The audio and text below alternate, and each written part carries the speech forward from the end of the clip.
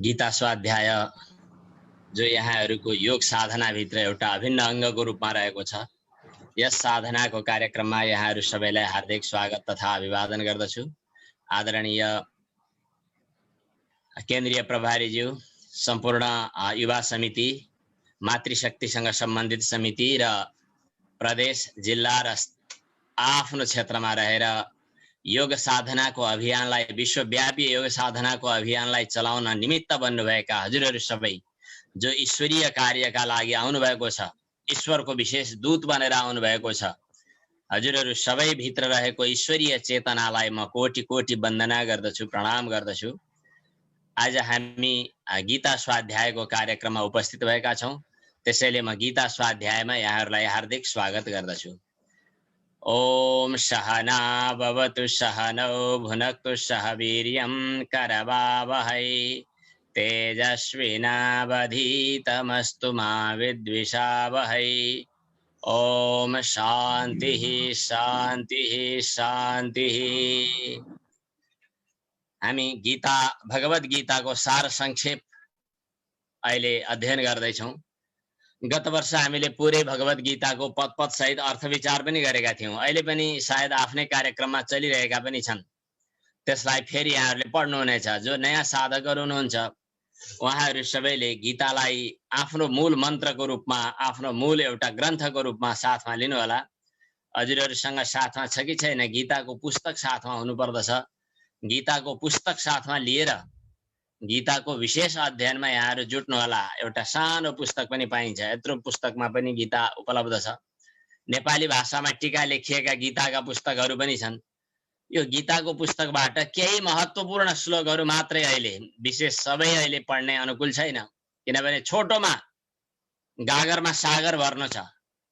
आफूलाई जति चाहिन्छ त्यति महत्त्वपूर्ण ग्रन्थहरू, महत्त्वपूर्ण विषयहरू लिनु छ। यो गीता ज्ञान महत्त्वपूर्ण ज्ञान भएको हुनाले यहाँहरू सबैलाई म गीता ज्ञानमा हार्दिक स्वागत गर्दछु। यो स्क्रिन शेयर कहिलेकाहीँ सर्दैन। ल ठिक छ, सर्यो। म हजुरहरूको सामु उपस्थित छु देवघाटबाट। नेपाल संस्कृत विश्वविद्यालयसँग पनि म सम्बद्ध छु र यो देवघाटको महेश संस्कृत गुरुकुल विद्यापीठमा उपस्थित छु। हजुरहरू सबैसँग भेटघाट हुन पाउँदा मलाई ज्यादै प्रसन्नताको अनुभव भएको छ। यो अवसर जुटाइदिनु हुने आदरणीय केन्द्रीय प्रभारीज्यू र पतञ्जलि योग समितिसँग आबद्ध हजुरहरू सबैलाई म हार्दिक कृतज्ञता ज्ञापन गर्दछु। गीता पक्कै पनि हजुरहरूले सुन्नु भएको हुनुपर्दछ, किनभने हामी परम्परागत रूपमा ऋषिहरूको सन्तान हौं। ऋषि मुनिहरूको परम्परामा यो गीता पक्कै पनि नसा नसाभित्र लुकेर भए पनि रहेको छ। केही वर्ष पहिले एउटा टेलिसिरियलको रूपमा महाभारत आयो। महाभारतको सुरुमा यो श्लोक आयो, यदा यदा हि धर्मस्य भन्ने।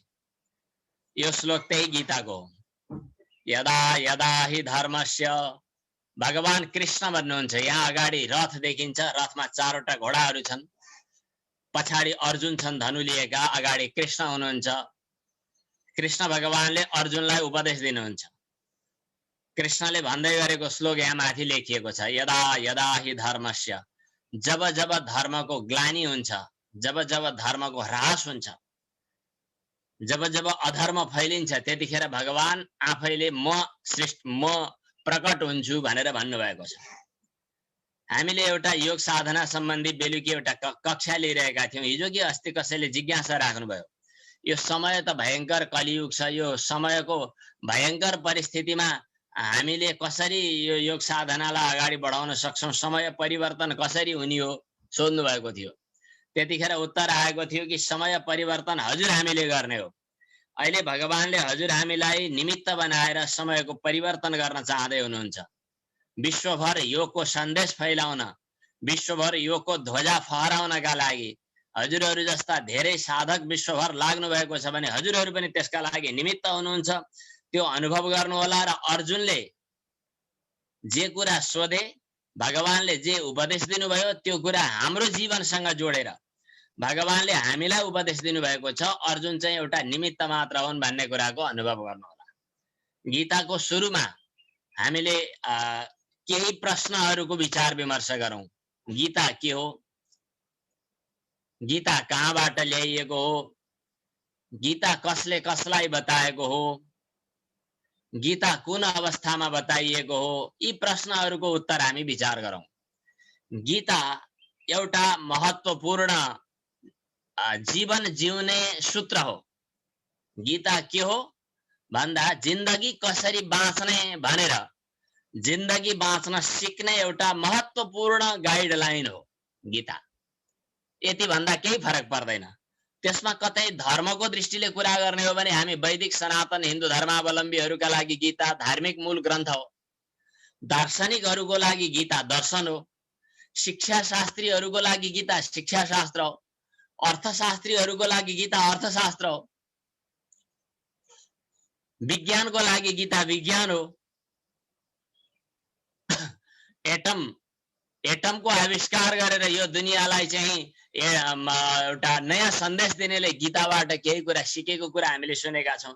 गीतामा विश्वभरमा अत्यधिक भाषामा अनुवाद गरेर अत्यधिक ग्रन्थ बिक्रीको रूपमा, वितरणको रूपमा होइन, बिक्रीको रूपमा चाहिँ गीता किनिएको पुस्तक हो।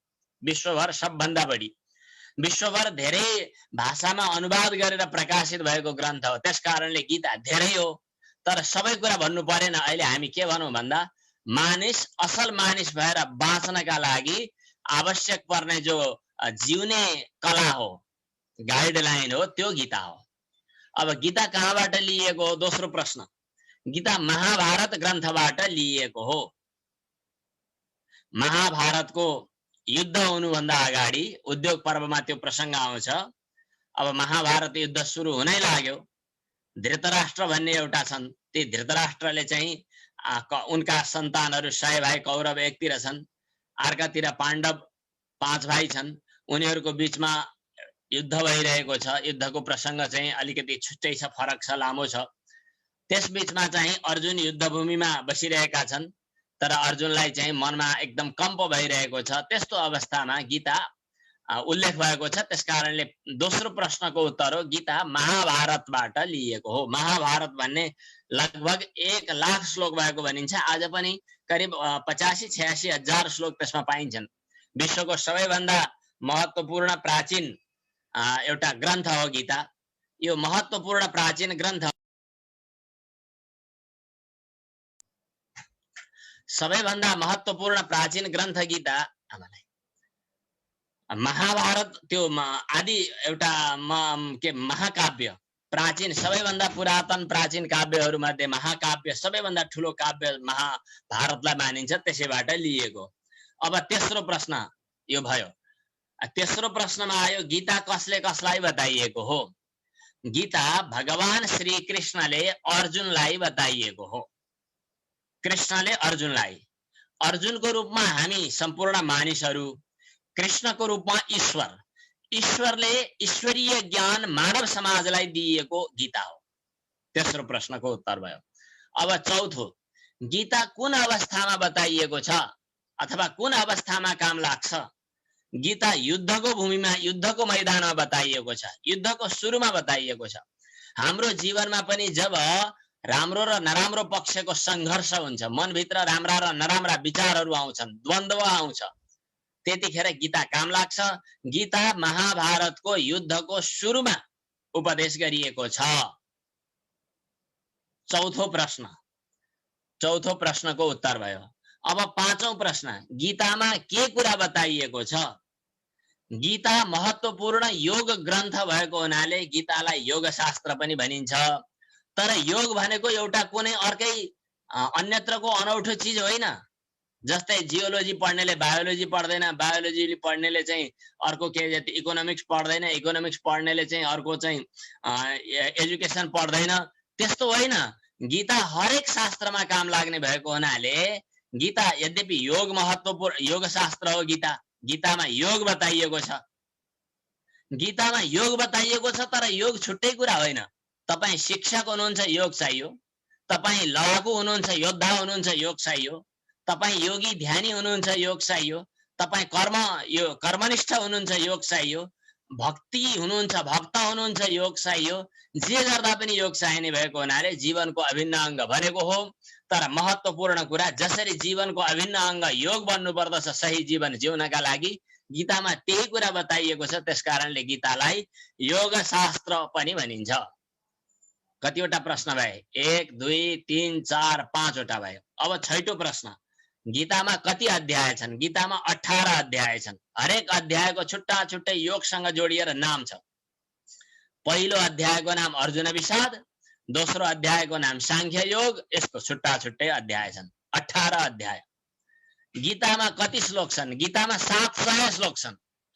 700 श्लोकहरू मध्ये हामी कमै थोरै श्लोकहरू पढ्छौँ यहाँ। गीताको सार के हो? कति महत्त्वपूर्ण कुरा आयो, एउटा वाक्यमा कसरी भन्ने? तर भन्न मिल्छ, तिमी निष्काम भावनाले आफ्नो कर्म गर, तर कामना, मनभित्र चाहना र आसक्ति राखेर होइन, निष्काम भावनाले आफूलाई तोकिएको कर्म एकदम उत्साहका साथमा गर। गीताको सार एउटा वाक्यमा यति नै भन्दा भइगयो। गीता हामीले किन पढ्ने? गीता हामीले हाम्रो जीवन सही जीवन बनाउनका लागि गीता पढ्ने, ईश्वरीय ज्ञान प्राप्त गर्न गीता पढ्ने। गीता पढ्नु भित्रका धेरै लाभहरू छन्, तिनीहरू मध्ये हामी धेरै विचार गर्न सक्छौं। तर आज यति नै। अब हामी विषयभित्र प्रवेश गर्नु पर्यो, समय त दौडिराखेको छ। अब पहिलो अध्याय चाहिँ अर्जुन विषाद योग हो, दोस्रो अध्याय सांख्य योग हो।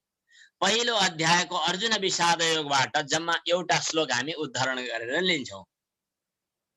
पहिलो अध्याय श्लोक, पहिलो श्लोकमा धर्मबाट सुरु हुन्छ।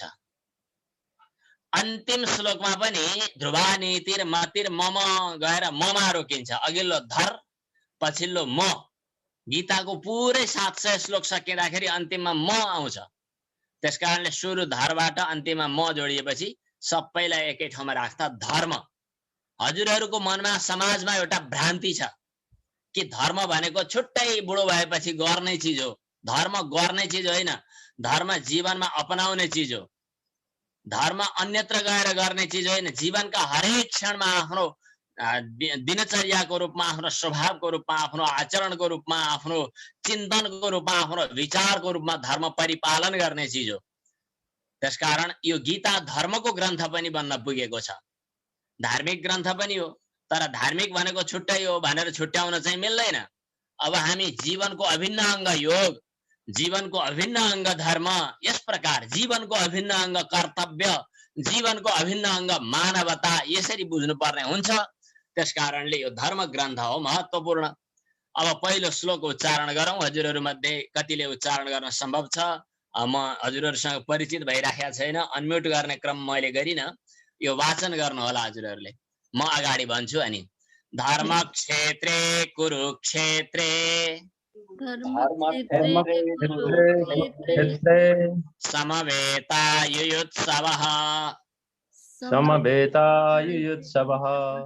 मामकाः पाण्डवाश्चैव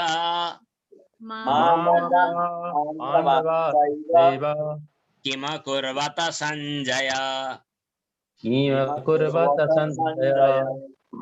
धर्मक्षेत्रे भनेको धर्ममय पुण्य क्षेत्रमा, कुरुक्षेत्रमा।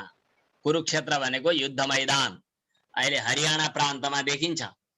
तर धर्ममय, धर्मका निमित्त तोकिएको कुरुक्षेत्र नाम गरेको ठाउँमा युयुत्सव, युद्ध गर्न तयार भएका, समवेता जम्मा भएका, मामका मेरा छोराहरू र पाण्डवाश्च पाण्डुका छोराहरू पनि किम अकुर्वत, के गर्दैछन् हे सञ्जय भन भनेर धृतराष्ट्र उवाच, धृतराष्ट्रले सोधिराखेका छन्।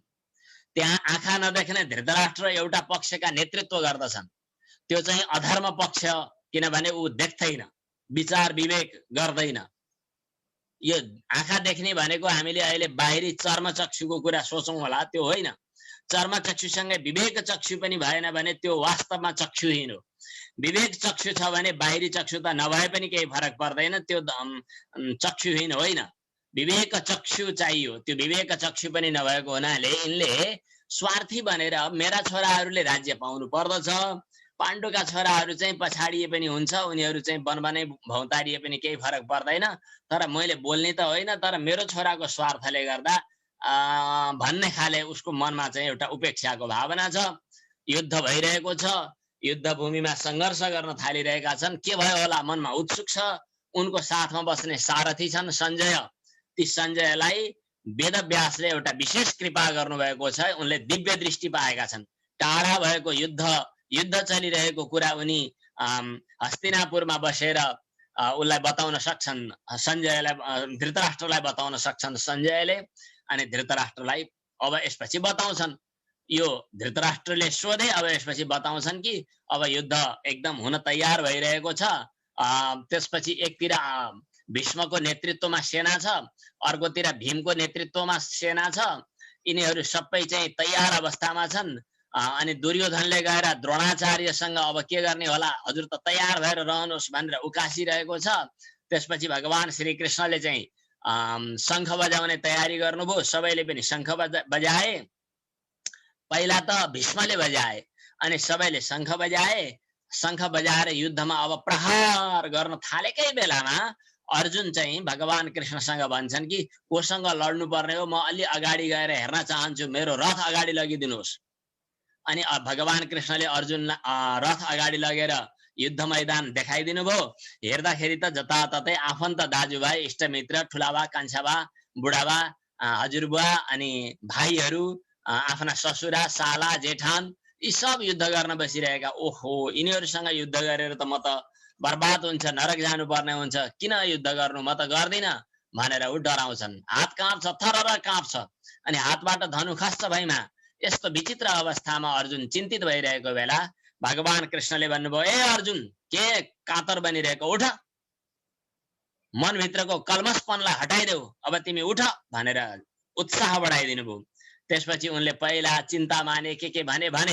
अनि अर्जुनले भगवान कृष्णसँग चाहिँ हजुरले मलाई शिक्षा दिनुहोस्, म हजुरको शिष्य हुँ भने। शिष्यस्तेहम साधि माम त्वम प्रपन्नम भनिसकेपछि भगवान कृष्णले भन्नुभयो कि अब शोक गर्नु नपर्नेलाई शोक नगर, शोक गर्न नपर्नेलाई शोक नगर, तिमी चिन्ता नगर, यो शरीर नष्ट हुनेवाला छ, आत्मा चाहिँ नष्ट हुँदैन भन्ने कुरा बताइदिनु भयो। यही प्रसङ्गमा हजुरहरूले सुनिरहेको यो श्लोक आएको छ, वासांसि जीर्णानि। यो श्लोक वाचन गर्नु होला, यद्यपि धेरैलाई आउँछ होला। यो समवेदनाका बेलामा भन्ने चलन छ, यो अचेल त जताततै यही भन्छन्, तर यो अर्थ विचार गर्ने र अरू बेला विचार गर्ने चाहिँ चलन छैन। अरू बेला विचार गर्ने चिज हो, हर क्षणमा विचार गर्ने चिज हो, अरूलाई सुनाउने चिज पनि होइन, आफूले विचार गर्ने चिज हो। भन्नु होला, वाचन गर्नु होला। म थोरै यसको 4 भाग लगाएर भन्छु। जस्तो अघिल्लो श्लोक छ नि, त्यो अनुष्टुप छन्दको श्लोक भनिन्छ। यो भाषांसि जीर्णानि यथा विहाय, यो चाहिँ उपजाति छन्दको श्लोक हो। यो यसै गरी वाचन गरिन्छ।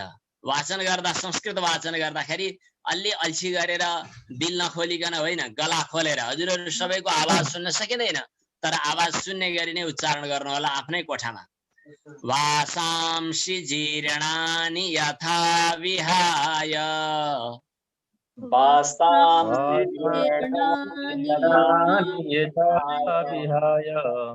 नवानि गृह्णाति नरोपराणि, नवानि गृह्णाति नरोपराणि, तथा शरीराणि विहाय जीर्णान्,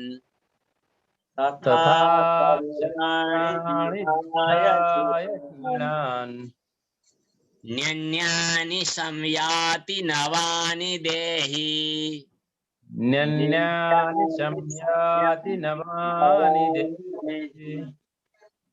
भाषांशी कपडाहरू पुराना भएपछि जसरी, यथा जसरी, विहाय छोडेर, नवानी नयाँ नयाँ कपडाहरू, अपराणी अरू कपडाहरू, नरह मानिसले गृह्णाति ग्रहण गर्दछ, लगाउँछ। जसरी पुराना कपडाहरू पुराना भयो भने त्यसलाई त्यागेर मानिसले नयाँ नयाँ कपडाहरू जसरी लिने गर्दछ, तथा त्यसै गरी जीर्णानि शरीराणि विहाय, पुराना भएका शरीरलाई त्यागेर देही, देहधारी आत्माले नवानी नवानी संयाति, अन्यानी अरू नयाँ नयाँ कपडाहरू लगाउने गर्दछ। जस्तै पुराना कपडा त्यागेर हामीहरूले नयाँ नयाँ कपडा लगाउने गर्दछौँ, त्यस्तै पुराना पुराना शरीरहरू त्यागेर नयाँ नयाँ शरीर लिने गर्दछौँ। अर्थात् शरीर फेर्ने भनेको कपडा फेरे जस्तै हो, आत्मा छुट्टै अलग भित्र छ। यो आत्माले आफ्नो प्रारब्ध भोग्ने क्रममा भोगका लागि यी शरीरहरू लिएको छ त त्याग्ने हो एक दिन। केही ठुलो कुरो होइन, कपडा फेर्दा कुनै रोइरहनु पर्ने कराइरहनु पर्ने छैन। त्यसै गरी शरीर फेर्दा पनि रुनु कराउनु पर्दैन। कस्तो चिन्तन होला, कति महान चिन्तन होला। ओ वा, फेरि एकपटक, वाशांसि जीर्णानि यथा विहाय वासांसि जीर्णानि यथा विहाय नवानि गृह्णाति नरोपराणि नवानि गृह्णाति नरोपराणि तथा शरीराणि विहाय जीर्णान् तथा शरीराणि विहाय जीर्णान् न्यन्यानि संयाति नवानि देहि। न्यन्यानि संयाति नवानि देहि। यो श्लोक पनि भन्ने गर्नु भएको छ होला। यो दोस्रो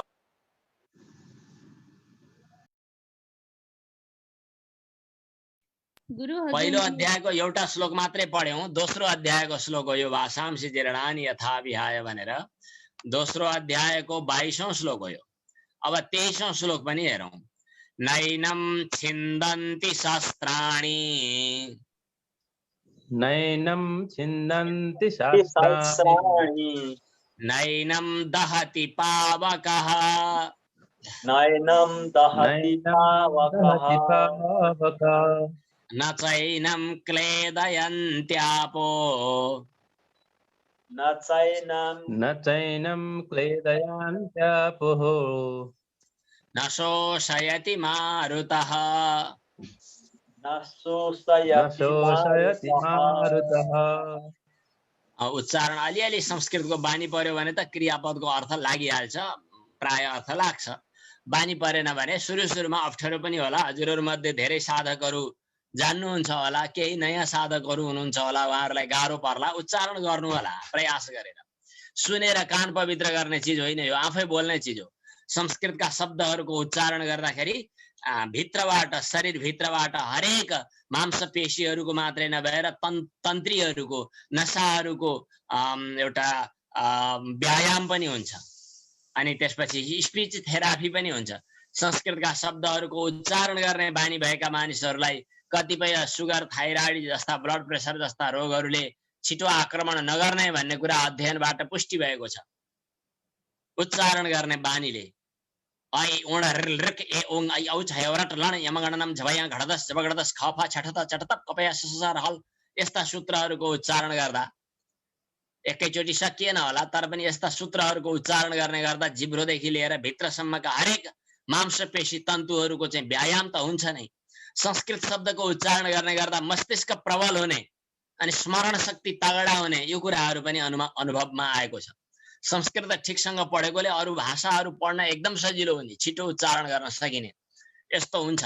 त्यसो भएर जो नयाँ उमेरका हुनुहुन्छ उहाँहरूले त संस्कृत उच्चारण गर्ने बानी गर्नै पर्छ, किनभने धेरै पढ्नु छ जिन्दगीमा। बुढापाकाहरूले पनि प्रयास गर्नु होला, आफ्नो जीवन त सफल गर्नु पर्यो। नैनं छिन्दन्ति शस्त्राणि नैनं नैनं दहति पावकः नैनं दहति पावकः न चैनं क्लेदयन्त्यापो न चैनं क्लेदयन्त्यापोः न शोषयति मारुतः न शोषयति मारुतः एनं शस्त्राणि न छिन्दन्ति। यो आत्मालाई हात हतियार शस्त्रहरूले काट्दैनन्। एनं पावकः न दहति। यो आत्मालाई पावक भनेको अग्नि, दहति डढाउँछ, न दहति डढाउँदैन। अग्निले पनि यो शरीरलाई डढाउला, आत्मालाई डढाउँदैन। शस्त्र अस्त्रले पनि शरीरलाई काट्ला, आत्मालाई काट्दैन। न चैनं क्लेदयन्त्यापः। आपः भनेको जल, पानी। अप, आप, पानी। पानीले न क्लेदयन्ती गिलो बनाउने अथवा भिजाउने गलाउने गर्दैनन्, कुहाउने गर्दैनन्। मारुतः न शोषयति, हावाले सुकाउने काम पनि गर्दैन। अस्त्र शस्त्रले न शस्त्र काट्छ यसलाई, न आगोले जलाउँछ, न गलाउँछ पानीले, न हावाले सुकाउँछ। राम्रो पो रहेछ यो श्लोक। न शस्त्र काट्छ यसलाई, न आगोले जलाउँछ, न गलाउँछ पानीले, न हावाले सुकाउँछ। 23औं श्लोक। अब यसै गरी शरीर चाहिँ अविनाशी छ, के अरे शरीर विनाशी छ, शरीर भित्रको आत्मा अविनाशी छ भन्ने कुरा शिक्षा दिँदै दिँदै जानुभयो र आत्मज्ञानका कुराहरू बताउनु भएको छ र आफ्नो स्वरूप के हो भन्ने कुरा भगवान श्री कृष्णले यो श्लोक पछाडि बताउँदै बताउँदै जानु भएको छ। त्यसपछि चाहिँ तिम्रा लागि अब आत्मा सम्बन्धी रहस्य बुझेपछि तिम्रो लागि अहिले अगाडि तोकिएको कर्म जे हो, अहिले अगाडि परिस्थितिले आइपरेको कर्म जे हो, त्यो कर्म चाहिँ तिमीले गर्नै पर्छ भनेर जोड दिएको। हजुरहरू योग साधनामा लाग्नुभयो, योगी हुनुभयो। योगी भएपछि असारको बेला हो खेती गर्न जान छोड्दिने होइन, कार्यालय जान छोड्ने होइन, शिक्षक हो भने शिक्षक हुन छोड्दिने होइन। आफ्नो कर्म गर्ने, हरेक कार्यक्षेत्रमा गएर ड्राइभिङ गर्नेले गाडी चलाउने ड्राइभिङ गर्ने, पाइलटले पाइलट गर्ने। तर हरेक कर्म गर्दाखेरि योगको उपयोग गरेर, योगद्वारा चित्त एकाग्रता र चित्त सन्तुलन अवस्थामा राखेर कर्म गर्ने। कसरी कर्म गर्ने त भन्दा फलको आशा नराखिकन कर्म गर्ने। गीताको सार यही हो। कति महत्त्वपूर्ण छ, अचम्म छ, सम्भव छ यो? धेरै जसोलाई मनमा लाग्छ कुनै कर्म गर्दा फलको आशा नभई कर्म हुन सक्छ र? यही आश्चर्यभित्र त जेलिएको छ, गीताको रहस्य लुकेको छ। हुँदो रहेछ, गीताले त्यही सिकाउँछ। फलको आशा नगर, कर्म गर, बस यति त हो गीताको सार। अब यो श्लोक पढौं। कर्मण्येवाधिकारस्ते, कर्मण्येवाधिकारस्ते, मा फलेषु कदाचन, मा फलेषु कदाचन, मा कर्म फल हेतुर्भूर्, मा कर्म फल हेतुर्भू, मा ते संगोस्त्वकर्मणि, मा ते संगोस्त्वकर्मणि, कर्मण्येवाधिकारस्ते, कर्मण्येवाधिकारस्ते, मा फलेषु कदाचन, मा फलेषु कदाचन, मा कर्म फल हेतुर्भूर्, मा कर्म फल हेतुर्भू, मा ते संगोस्त्वकर्मणि, मा ते संगोस्त्वकर्मणि। कर्मणि एव कर्ममा नै ते अधिकारः, तिम्रो अधिकार छ। फलेषु फल भोग्नका लागि मा कहिल्यै पनि अधिकार छैन। कर्म फल हेतुर मा भू, कर्मको फल खोजी गर्ने नबन। फेरि कर्म गर्दिन भनेर चुप्पो लागेर बस्ने पनि तिमी नहौ। कर्ममा मात्रै तिम्रो अधिकार छ, फलको खोजी नगर। कर्मको फल खोज्ने निमित्त हेतु नबन। अनि तर कर्म फल चाहिँदैन भने त्यसो भए कर्मै गर्दिन भन्नेतिर पनि मन नलागिजाऊ। अब अर्को श्लोक है, यो चाहिँ 48औं श्लोक। यो योगको लक्षण पनि हो। योगस्थः कुरु कर्माणि, योगस्थः कुरु कर्माणि, संगम त्यक्त्वा धनञ्जय, संगम त्यक्त्वा धनञ्जय, सिद्ध्य सिद्ध्यो समो भूत्वा, सिद्ध्य सिद्ध्यो समो भूत्वा, समत्वं योग उच्यते, समत्वं योग उच्यते। योगस्थः योगी बनेर कर्म गर। योगस्थः कर्माणि कुरु, योगी बनेर कर्म गर। कसरी? संगम त्यक्त्वा, आसक्ति त्यागेर। धनञ्जय, हे अर्जुन, सिद्धि र असिद्धि अर्थात सफलता र असफलतामा समान भएर, सुख र दुःखमा समान भएर, समभावमा रहनु, सन्तुलित अवस्थामा रहनु, बराबरीमा रहनु, खुसी हुँदा पनि दङ्ग नपर्नु, दुखी हुँदा पनि दुखी नहुनु, दुःख पर्दा पनि दुखी नहुनु, समभावमा रहनु नै योग हो। समत्वम योग उच्यते, यो योगको परिभाषा पनि हो। समयको गतिलाई हेर्दै हामीले संक्षिप्त रूपमा यी अध्यायहरू यी श्लोकहरूको चाहिँ अर्थ विचार गर्यौं। यस प्रकार गीताले हाम्रो जीवनलाई एउटा योगी बनाउन, सफल कर्मठ जीवन जिउनका लागि शिक्षा दिएको हुन्छ। हजुरहरूले पनि यी गीताका महत्त्वपूर्ण श्लोक त कण्ठ गर्नै पर्यो। मौका मिल्दा बिस्तारै अरु गीताका श्लोकहरूलाई पनि अगाडि राख्ने प्रयास गर्नुहोला। समय पूर्ण भएको छ। ओम पूर्णमदः पूर्णमिदं पूर्णात् पूर्णमुदच्यते पूर्णस्य पूर्णमादाय पूर्णमेवावशिष्यते। ओम।